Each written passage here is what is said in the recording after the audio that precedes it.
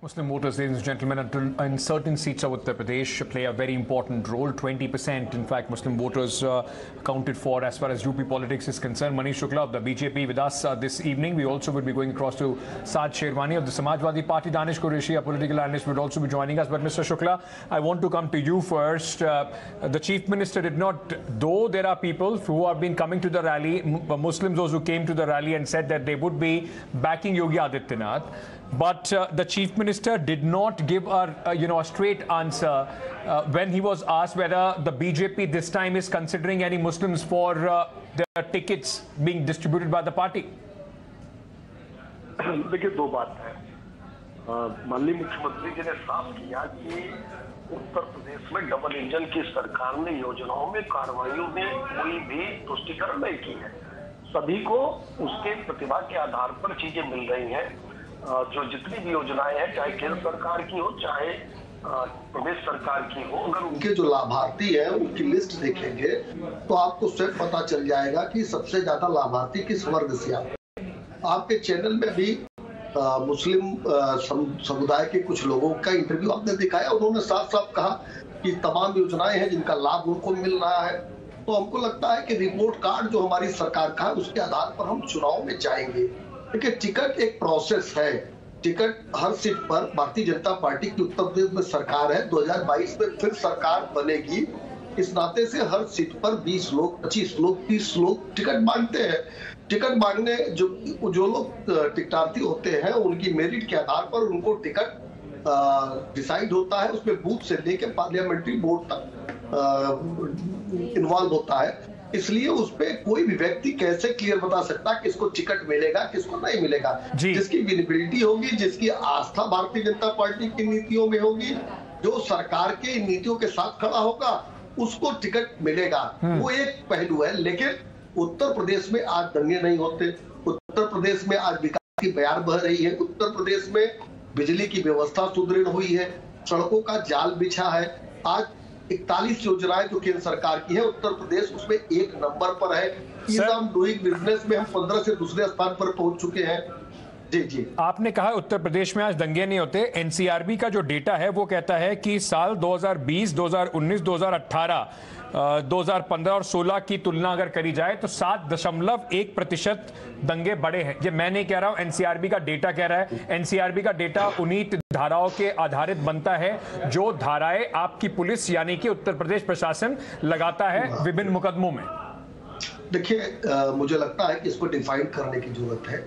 दंगा और बलवा, ये 5 से अधिक व्यक्तियों का कोई झगड़ा हो, हमारे और आप अभी स्टूडियो में 5 लोग हो, उनके भी झगड़ा हो, उस पर भी धारा वही लगती है जो दंगे में लगती है।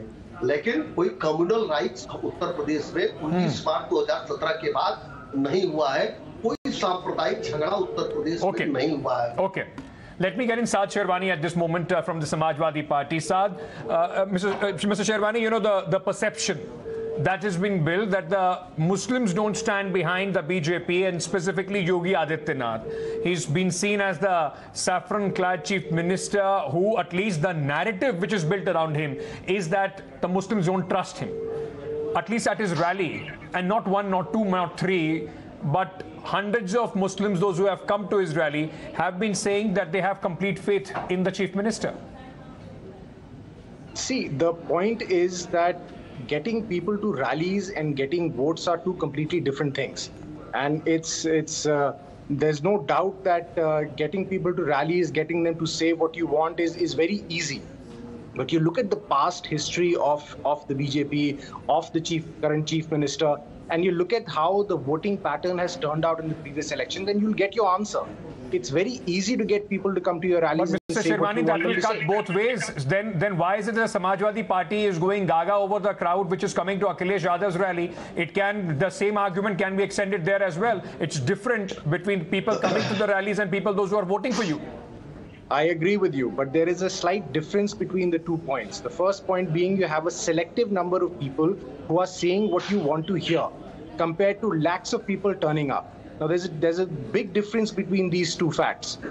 Again, look at the data in the past, and I'm sure in another 3-4 months down the line, you'll look at the data again and you'll get your answer. Which data, sir, are we talking about as far as the various schemes? And Manish Shukla is putting this on challenge that look at the number of schemes which have been implemented in Uttar Pradesh. There hasn't been any distinction or a difference being made as far as the people, the beneficiaries of those schemes. How many people are benefiting from those schemes on ground is very different from the data that the BJP puts out. I go to the villages on a weekly basis. I'm amongst the people, and I know that it's not reaching the number of people that the BJP is claiming. So again, there's a big difference between what is being projected and what is actually happening on ground. Manish Shukla ji, इसका जवाब दे दीजिए। कह रहे हैं projection ही है आपका सारा खेल, आपके डेटा पर भी यकीन नहीं है। जो लोग गांव में जा रहे हैं, जो लोग गरीब घरों में जा रहे होंगे, उनको प्रधानमंत्री की आवास योजना भी दिख जाएगी, शौचालय भी दिख जाएगी। उत्तर प्रदेश में जो गांव-गांव निर्बाध बिजली की आपूर्ति है वो भी दिख जाएगी। उनको दंगा रहित उत्तर प्रदेश से जो लाभ है, जो रोजगार दिया गया है, उत्तर प्रदेश में 4.5 लाख सरकारी नौकरियां पारदर्शी तरीके से दी गई हैं। और अखिलेश के समय में क्या था, 5 आयोग उत्तर प्रदेश में है, 5 आयोग अध्यक्ष सहित बर्खास्त किए गए थे। भारतीय जनता पार्टी ने बर्खास्त किया था, माननीय उच्च न्यायालय ने बेईमानी के आधार पर, वहां भ्रष्टाचार था, इस आधार पर माननीय उच्च न्यायालय। मनीष जी, अभी जो नया नीति आयोग का डेटा आया है, 30 नंबर पर रखा है गरीबी के मामले में उत्तर प्रदेश में। देखिए, हमको लगता है कि अगर आप जो डेटा है बेरोजगारी का, उत्तर प्रदेश में हमको 17.9% बेरोजगारी दर मिली थी। गरीबी का नहीं, मैं इसीलिए मैं कह रहा हूँ, आप दूसरे डेटा को उठा के देखिए कि बेरोजगारी दर 17.9% था अखिलेश यादव की सरकार में, 4.8% है हमारी सरकार के समय में। आज उत्तर प्रदेश में गरीबों का ख्याल रखा जा रहा है। 15 करोड़ लोगों को उत्तर प्रदेश सरकार राशन मुहैया करा रही है कोविड के समय से। केंद्र सरकार की योजना अलग है। Okay, Danish Qureshi, is what we are seeing at this moment after 5 years, and at least the perception says that under Yogi Adityanath's rule, the law and order has become better. There are, less number of riots and communal, clashes which are taking place. Does that in a way defies the conventional wisdom that the Muslims are not standing by the BJP?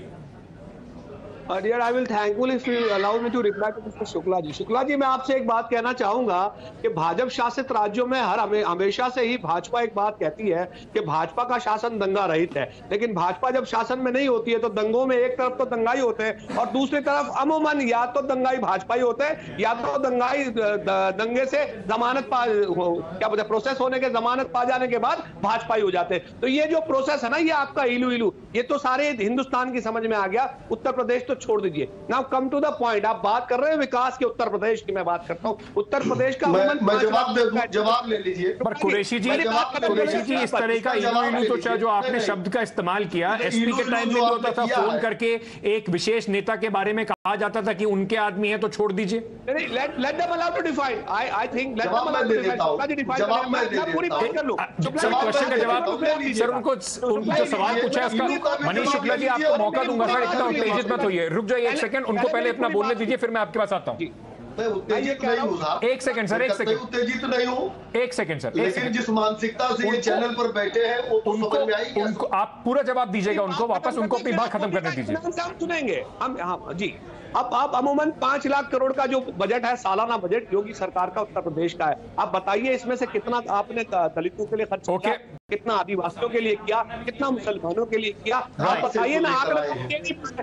आप जो बातें कर रहे हैं। ठीक है। Okay, mister Qureshi, you made a couple of points, let mister Manish Shukla respond to that. Mister Shukla, go ahead.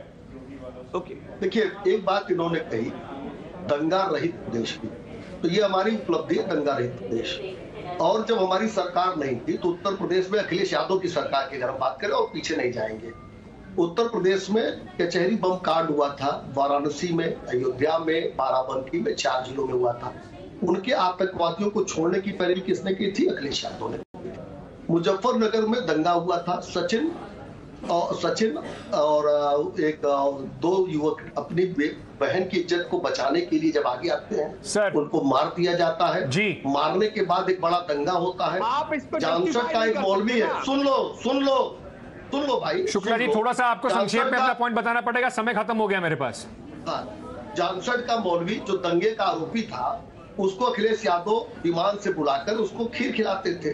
तो दंगाइयों को जो संरक्षण देने वाली सरकार थी, ठीक है सर, तो निश्चित रूप से उस समय हम लोग खड़े थे। अब इस तरीके की जो पिक्चर्स हैं वो सब जगह देखी गई, चाहे वो अखिलेश यादव हो चाहे बीजेपी के हो। 2013 में जो the people those who were also in fact accused as far as the BJP is concerned, cases have been taken back against them as well.